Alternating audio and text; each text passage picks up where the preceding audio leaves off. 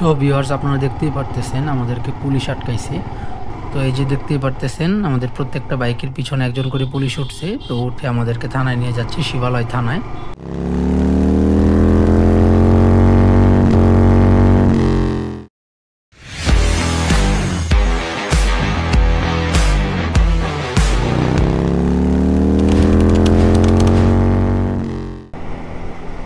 Hello everyone, আসসালামু আলাইকুম। Welcome to my YouTube channel and Facebook page Tushar Ahmed.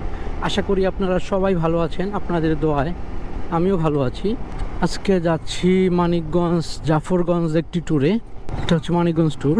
মূলত আজকে আমরা যাব হচ্ছে মানিকগঞ্জ জাফরগঞ্জ, যমুনা নদীতে গোসল করব, তারপর হচ্ছে তেওতা জমিদার বাড়িতে ঘুরবো, আরও মানিকগঞ্জের কিছু কিছু সুন্দর জায়গাগুলোতে ঘুরবো। সো খুবই এনজয় করব। তো এখানে আমরা বেশ কয়েকজন মেম্বার আছি আর বেশ কয়েকটা বাইক আছি। তো সামনে এটা হচ্ছে শামীম ভাই, আমি, সুলতান ভাই, বুলবুল ভাই, তারপর হচ্ছে আমিনুল ভাই, অনেকেই আছে। আমার সামনে আছে শামীম ভাই আর বাদ বাকিরা সবাই আছে হচ্ছে পিছে। তো এখন আমরা সাভার এরিয়াতেই আছি হচ্ছে জাহাঙ্গীরনগর। সো দেখতে থাকেন, খুব এনজয় করব, সম্পূর্ণ ভিডিওটি দেখবেন। আমরা এখন আসি হচ্ছে ধামরাই জয়পুরা।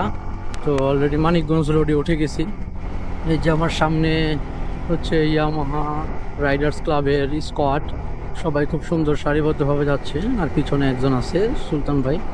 তো এই রোডটা আমার কাছে খুবই ভয় লাগে আর খুবই ডেঞ্জারাস মনে হয়।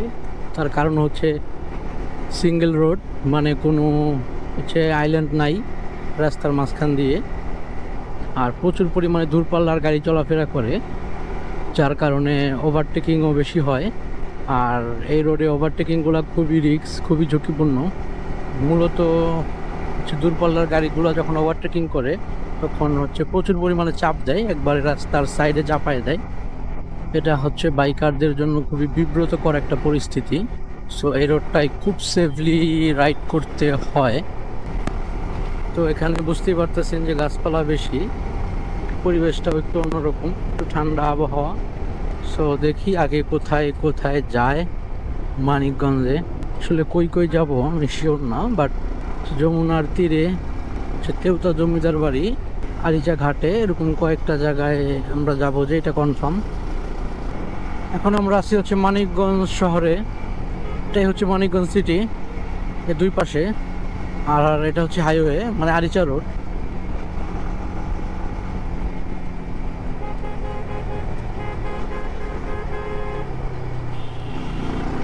তো এই রোড দিয়ে আমরা হচ্ছে আরিচা যাব।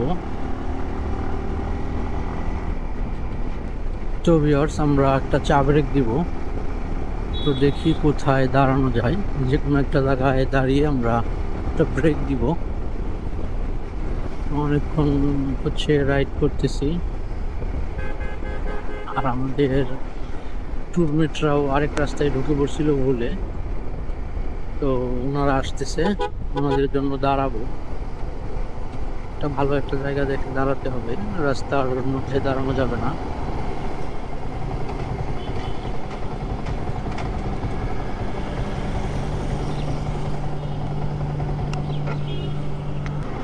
ফাইনালি আমরা আরিচা ঘাটের কাছাকাছি চলে আসছি। এখান থেকে আরিচা ঘাট আর মাত্র 3 কিলোমিটার।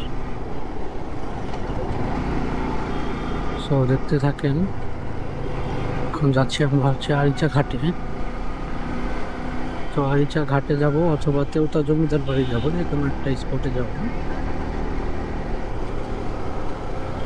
ফাইনালি আমরা চলে আসছি আরিচা ঘাট। এখন যাচ্ছি হচ্ছে তেওতা জমিদার বাড়ি। তো তেওতা জমিদার বাড়ি যে ওইখানে নামাজ কালাম পড়ে তারপর হচ্ছে এনজয় করবো, ঘোরাফেরা করবো, দুপুরে খাওয়া দাওয়া করবো, তারপর দেখি কি কি করা যায়। আমি আসলে এখনো কনফার্ম না যে কি কি করব, বাট দেখতে থাকেন, আমিও দেখি কি করা যায় আর কপালে কি বা আছে।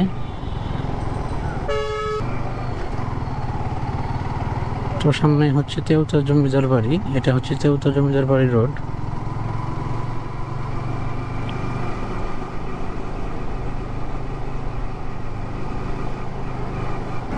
এই যে দেখা যাচ্ছে নদী, যমুনা নদী, প্রচুর পানি উঠছে আর নদী এখন একবারে ফুলে ফেপে আছে। এক কথায় বলতে গেলে দেখতেই পারতেছেন কি পরিমাণ পানি উঠছে যমুনায়।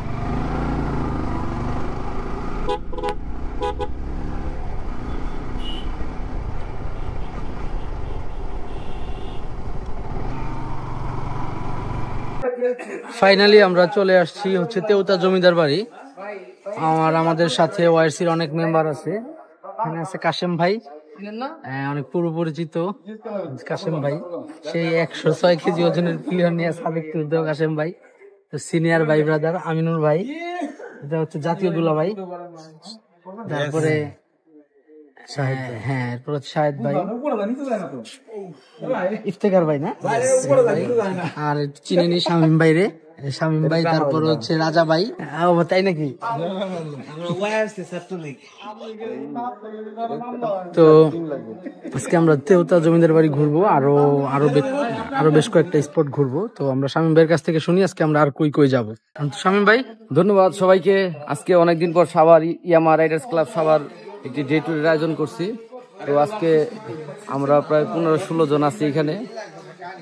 আজকে খুব ভালো লাগতেছে অনেকদিন পর একটা ডে ট্যুরের আয়োজন করায়। তো আপনারা যারা আসছেন সবাইকে অনেক ধন্যবাদ। তো বর্তমানে আমরা আছি তেওতা জমিদার বাড়িতে। তো এখন আমরা এখান থেকে কিছুক্ষণ পর যাব জাফরগঞ্জে আমরা ট্রলার ভাড়া নিব, তারপর সেখানে আমরা ঘুরবো। পদ্মা নদীর মাঝে যে মাছগুলো থাকে সেগুলো আমরা দেখবো। যদি কোনো ডলফিন উঠায় লাফায় তাহলে আমরা সেটাও উপভোগ করবো। তো সবাই মিলে একসাথে সবাই খুব এনজয় করবো। ধন্যবাদ সবাইকে। জমিদার বাড়িটা আপনাদেরকে একটু দেখাই।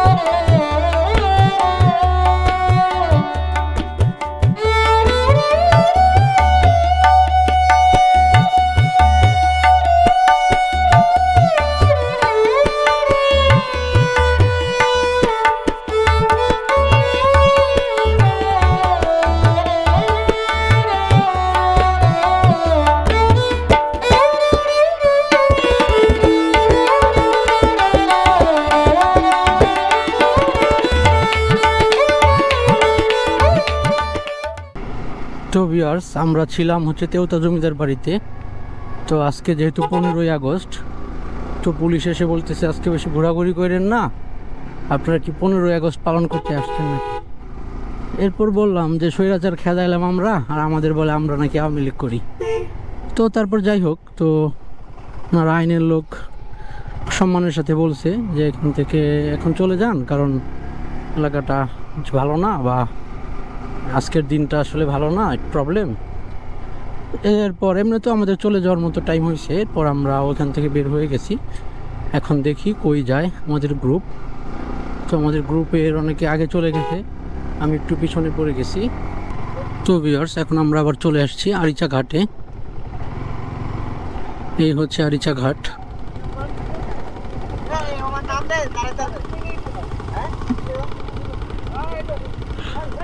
কি সুন্দর পানি, দেখে এখানে আমরা গোসল করব।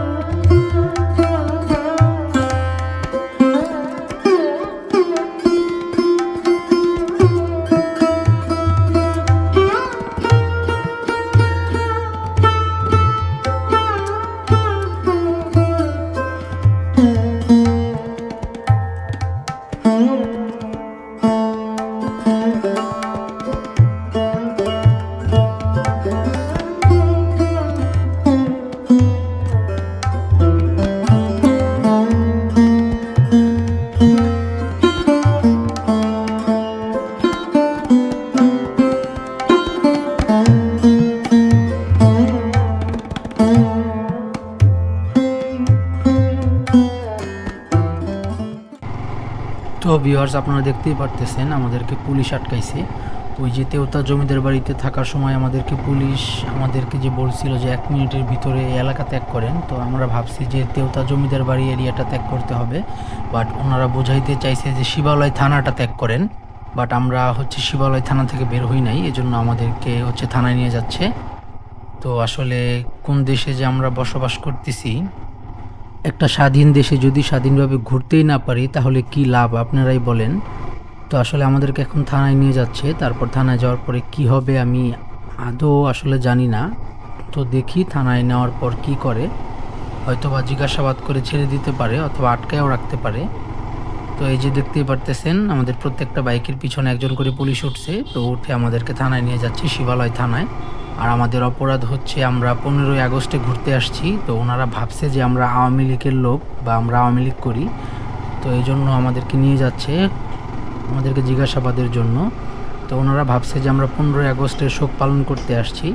বাট এখানে একটা মজার বিষয় হচ্ছে আমি আসলে হচ্ছে আওয়ামী লীগের ধারে কাছেও নাই। আমার বাপ দাদা 14 গোষ্ঠী করে হচ্ছে বিএনপি। তো বিএনপির জন্য আমি জেলও খাটছি আওয়ামী লীগের সময় 5ই আগস্টের আগে। তো আমাকে অ্যারেস্ট করছিল, আমার বড় ভাইকেও অ্যারেস্ট করছিল। তারপরে ওনাদেরকে বললাম, তারপরে ওনারা আমাদেরকে থানায় ধরে নিয়ে যাচ্ছে আমাদের ফুল গ্রুপে।